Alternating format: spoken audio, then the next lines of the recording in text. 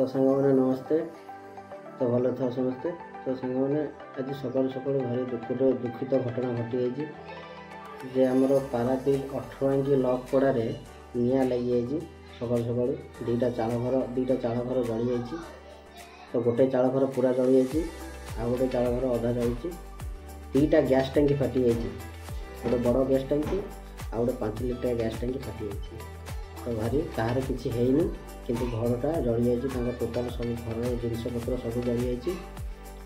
तो देखो आप भिडियो देखो अग्निकांड विभाग आई सब निभानी कर। तो देखो नमस्ते।